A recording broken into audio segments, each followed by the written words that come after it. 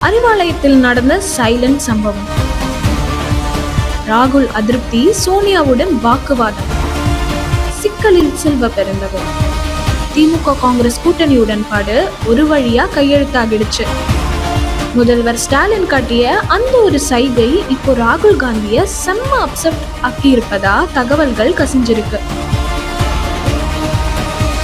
HKS voice நேயர்களுக்கு வணக்கம். இன்றைக்கான நிழல் உலக செய்திகள். தமிழக அரசியல் களம் அனல் பறந்துட்டு இருக்க இந்த டைம்ல திமுக காங்கிரஸ் கூட்டணி உடன்பாடு ஒரு வழியா கையெழுத்தாகிடுச்சு. ஆனா இந்த கையெழுத்துக்கு பின்னாடி நடந்த மறைமுக யுத்தம் டெல்லி வர எதிரொலிச்சிருக்காம். முதல்வர் ஸ்டாலின் காட்டிய அந்த ஒரு சைகை இப்போ ராகுல் காந்திய செம்ம அப்செட் ஆக்கி இருப்பதா தகவல்கள் கசிஞ்சிருக்கு. என்ன நடந்தது விரிவா பார்ப்போம். பலத்த இழுபறிக்கு பிறகு கூட்டணி உடன்பாடு எப்படியோ முடிஞ்சிடுச்சு. அறிவாலயத்துல இருந்து வெளியே வந்த முதல்வர் ஸ்டாலின் கார்ல ஏறும்போது கேமராக்களை பார்த்து ஒரு சைகை செஞ்சாரு. எல்லாம் முடிஞ்சிடுச்சு, முடிச்சிட்டேன் என்பது போல அவர் காட்டிய அந்த வெற்றி சைகை ஒரு சாதாரண விஷயமா பார்க்கப்படல. இது சமூக வலைதளங்கள்ல விவாதமா ஒரு புறம் இருந்தாலும் டெல்லி காங்கிரஸ் தலைமையின் காதுகளுக்கு சென்றதும் அங்க புயல் கிளம்பி இருக்காம். நமக்கு கிடைச்ச தகவல் படி ராகுல் காந்திக்கு இந்த கூட்டணியில ஆரம்பத்தில் இருந்தே பெரிய ஆர்வம் இல்லையாம். அவர் தமிழகத்துல டிவிகே கட்சியுடன் கூட்டணி அமைச்சு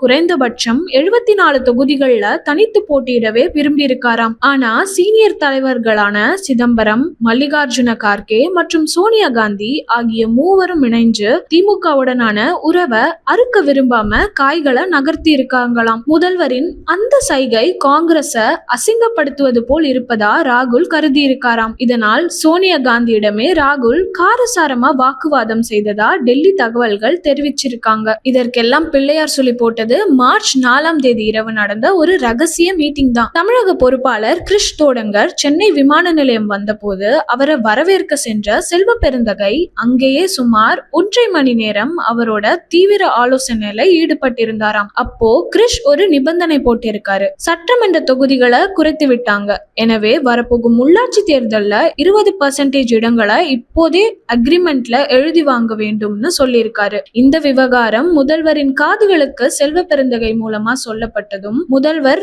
சற்றும் யோசிக்காம அதெல்லாம் முடியாது, இஷ்டம் இருந்தா கையெழுத்து போட சொல்லுங்க, இல்லை என்றா கிளம்ப சொல்லுங்க அப்படின்ற மாதிரி கட் அண்ட் ரைட்டா சொல்லிட்டு போனையும் துண்டிச்சு விட்டாராம். அதுக்கப்புறம் சிதம்பரம் தலையிட்டு கார்கேவிடம் பேசி கார்கே கிரிஷ் தோடங்கரை அழைச்சு கிடைப்பதை வாங்கிட்டு கையெழுத்து போட்டுட்டு வந்துடுங்கன்னு உத்தரவிட வேறு வழி இல்லாம டென்ஷனோட அறிவாலயம் சென்று கையெழுத்திட்டாராம் கிரிஷ். இது மட்டும் இல்லாம ராகுல் காந்திக்கு இன்னொரு பெரிய வருத்தம் என்னன்னா, அவர் ஆசைப்பட்டபடி மீனாட்சி நடராஜனுக்கு ராஜ்யசபா MP சீட் கொடுக்க முடியலையாம். அங்கேயும் திமுக கையே ஓங்கி இருக்காம். திமுக சொன்ன நபர்களுக்கே சீட் ஒதுக்கப்பட்டதால் ராகுல் கடும் அதிருப்தியில இருப்பதா சொல்லப்படுது. அதோடு இல்லாமல் சோசியல் மீடியால வெறும் 3 சீட் அதிகமா வாங்குறதுக்கு இவ்வளவு அலப்பறை என்று கலாய்ச்சி தள்ளி கொண்டிருக்காங்களாம். தமிழகத்துல அதிருப்தியில இருக்கும் காங்கிரஸ் நிர்வாகிகளை சமாதானம் செய்ய செல்வ பெருந்தகை போராடி வருகிறாராம். ஆனா அவர் திமுகவுக்கு ஆதரவாகவே செயல்படுகிறார் என்று